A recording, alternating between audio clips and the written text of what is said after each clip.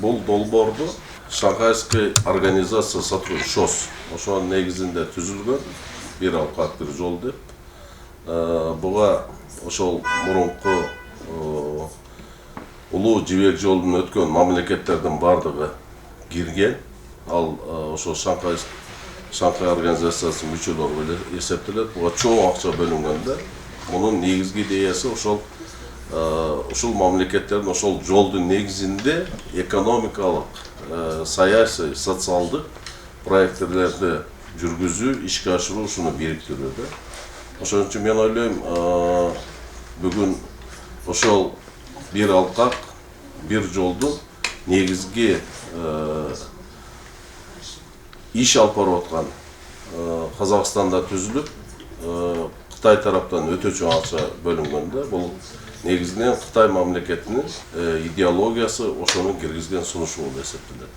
Эми жалпысын алганда Кытай менен Кыргызстандын алакасын алганда биз ушул 28 жылдык көз карандысыздыкта биз Кытай мамлекети менен достчулугубузду, экономикалык, саясий алакабызды чоң эле бир деңгээлге чыгалдык десем жаңылышпайм да. Себеп дегенде Кытай мамлекетинен бизге болгон жардамы бир гана финансылык жардам эмес, бардык тараптан чоң жардамдар келип атат да. Себеп дегенде Кытай мамлекети мына акыркы 20 жылдагы экономикасынын өсүшү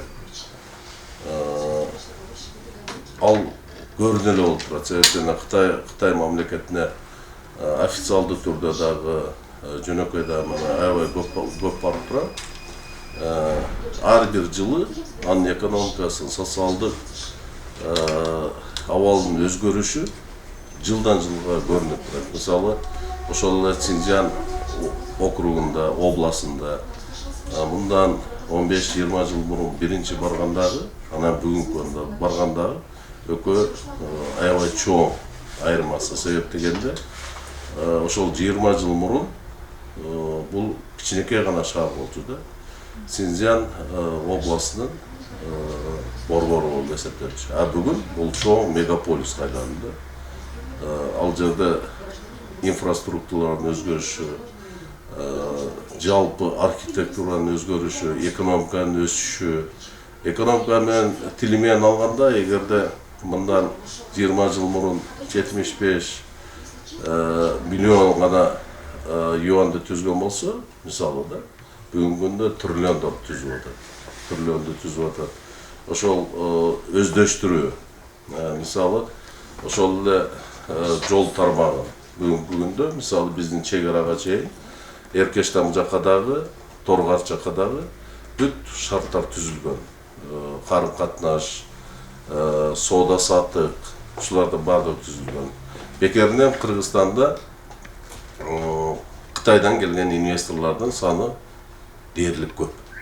Бүт проекттерде соода саттыкта болобу, өндүрүштө болобу, жана башка ушунун баардыгында биздин экономиканын ичинде, мисалы, Кытайдын жылда келген ошол импорттун келгени, биздин экспорттун кетип атканы башка мамлекетке салыштырмалуу олчойгон чоң сумманы түзөт да. Бул бир канча миллиарддаган доллар. Бүгүнкү күндө мен ойлойм, бул убактылуу эле шарт болсо керек. Баягы виза режиминин күчөшү, бул дагы жанакы Сирияга байланыштуу деп ойлойм да.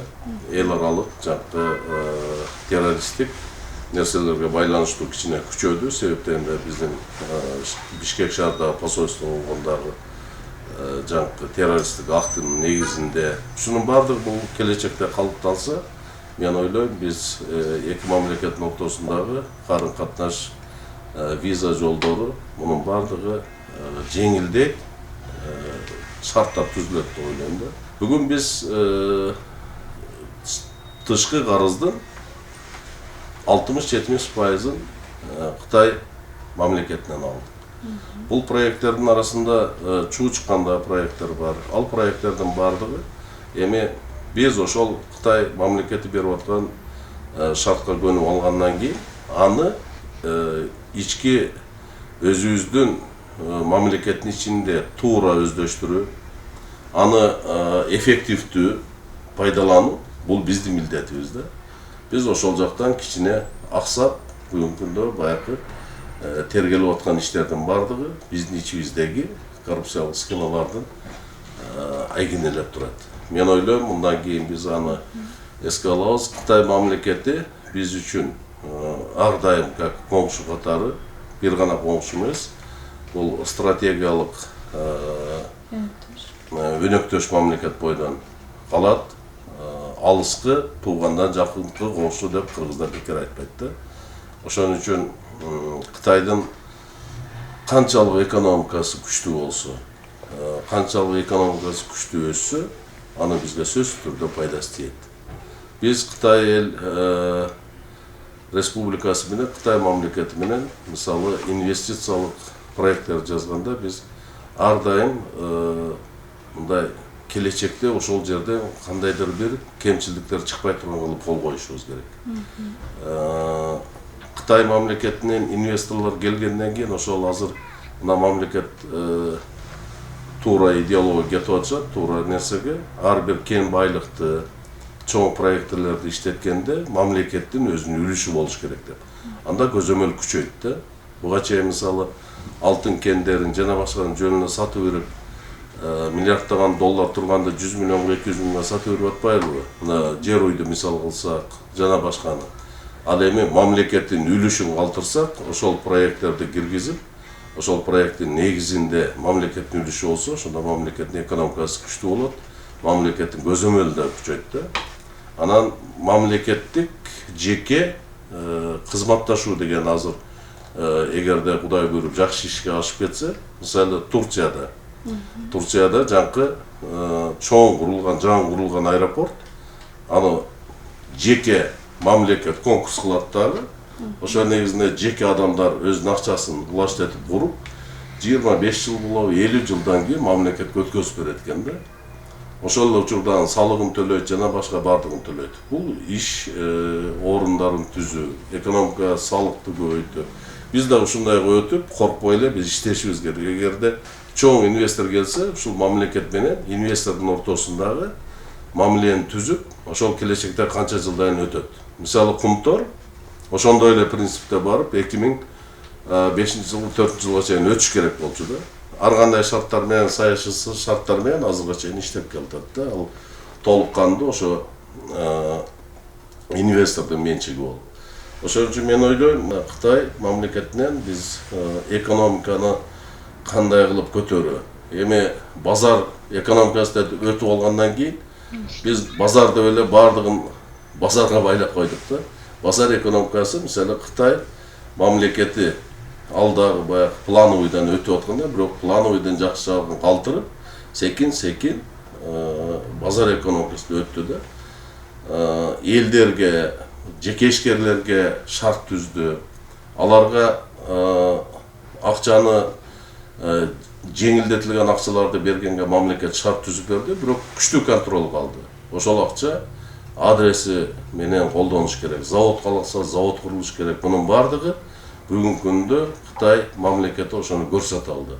Кытай мамлекетинин инвесторлору, алардын катышуусу дүйнө жүзүндө бардык мамлекетте бар. Эң күчтүү деген Америкада Кытай мамлекетинин миллиарддаган өзүнүн активи бар. Россияда бар. Башка бүт эле өнүккөн мамлекеттерде өтө чоң мындай инвестиция түзгөн бул Кытай мамлекети. Ошон үчүн биз кетирген кемчилдиктерди эске алуу менен башка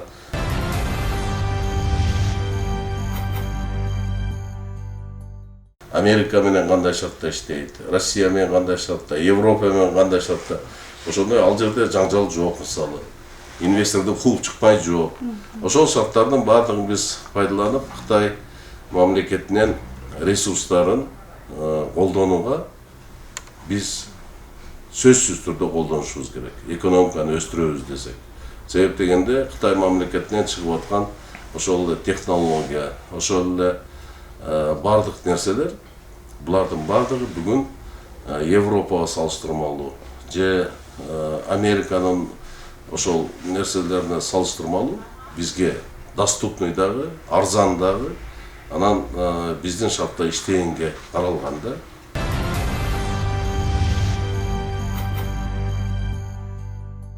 Кытайга мен айтып атпайм, мен тез барып турам. Ошол мисалы телевидениеда Кытайда ошол именно Синьцзянды алганда эле. Ошол жерде көп улуттуу область болуп эсептелет. Ошол ар бир улуттун маданиятын, каада салтын телевидениеда эртеден кеч көрсөтөт да.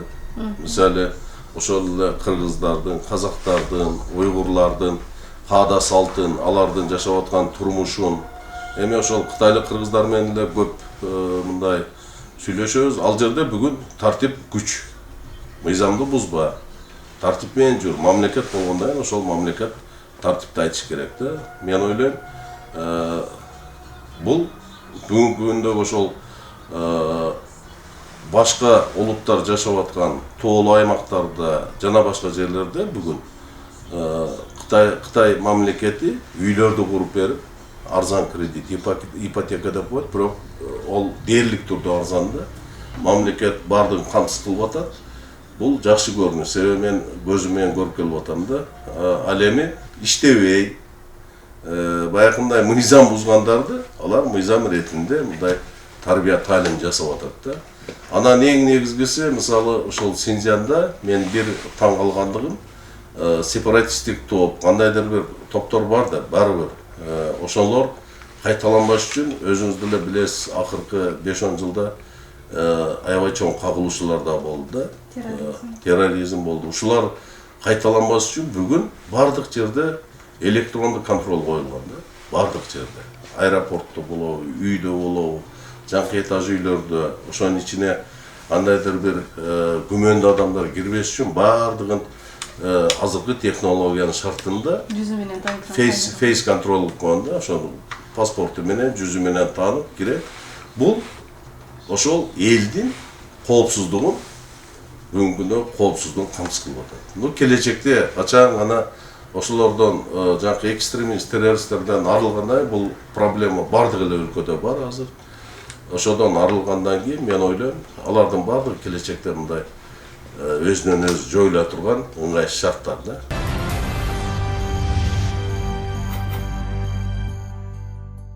Эми жүрөгү буралат себеп дегенде, ошол жибек жолу именно Синьцзян менен өтөт. Кыргызстандын бүт территориясы өтөт, Өзбекстан менен өтөт, өзүңүз билесиз. Казакстан менен жана башка. А бирок ошол Синьцзянды, ошол улуу жибек жолунун кандайдыр бир борбору, ошонун бүт ушул улуу жибек жолунун тарыхын көрсөтө алат дегенге мен ишенем да, себептен ал жерде кыргыз улутта жашайт. Ушул улуу жибек жолундагы Орто Азиядагы мамлекеттердин бүт өкүлдөрү жашайт. Бул деген сөз ошол мезгилде карым катнаш болуп ошол жака туруп калышканда, бул ошону далилдеп турат да тарыхта. Ошон үчүн могу улуу жибек жолундагы бир алкак, бир жол деген чоң, өтө чоң суммада акчанын бөлүнүшү бул өзүнүн эффективдүүлүгүн берет.